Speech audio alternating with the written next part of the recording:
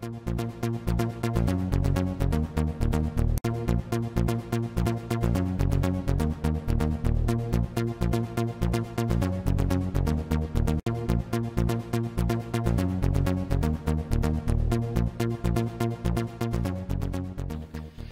and welcome to the first video of Kettering Gamers.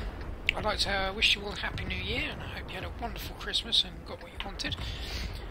And so today we're going to be watching Kalkadam in his T49 Tier 8 light tank that has possibly the biggest gun on a light tank in the game.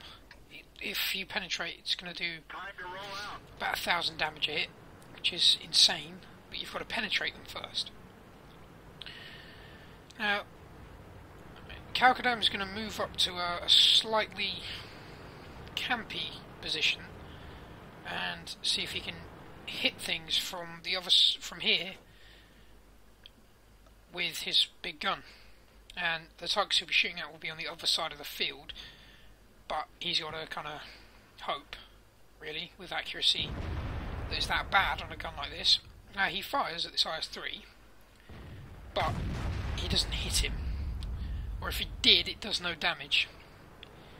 As in his post-battle results screen, it shows that he didn't do any damage to the IS-3. So, you know, you will have seen that at the start of the video. Now he's moving up to a more scouty position now. Well, yeah, and he's going to see if he can put his big gun to work and fire down towards the cap circle from this little hill here, using all these bushes as concealment. Now, as he's a light tank, his camo rating is kept the same as he's moving. So, and here's the shot that makes you want to buy one of these tanks. This T-34-100 just paid for driving across that field. Fired, did 806 damage and set him on fire. Now look at chat. The T-34-100 is congratulating Kalkadam on the hit. That's something you don't see very often.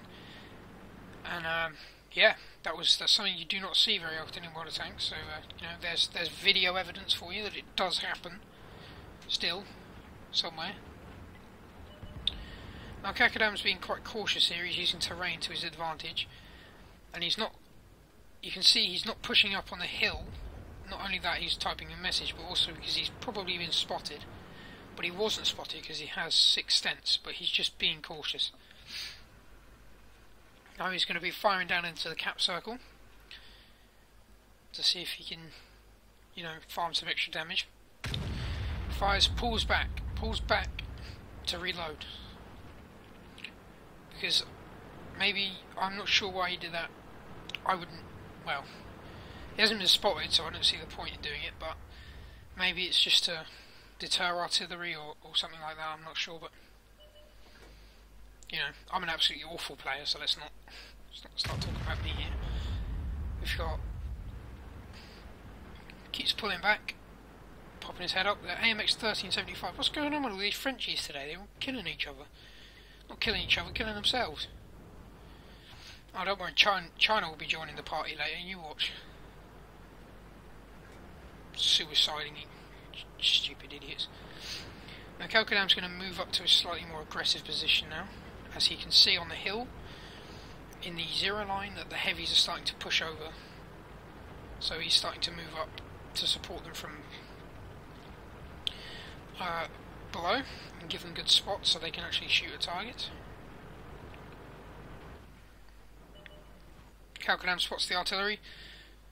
Crusader SP says he's going to shoot him. Now he's got quick, steals the kill. So he's nailed a T-34-100 and a GW Tiger. Now he's using the terrain here to block himself from that IS-3 as he's ready to move up towards the AMX. Well, there's a shit, I just ruined it for you. Never mind, there's an AMX 5100 hiding behind that church up there.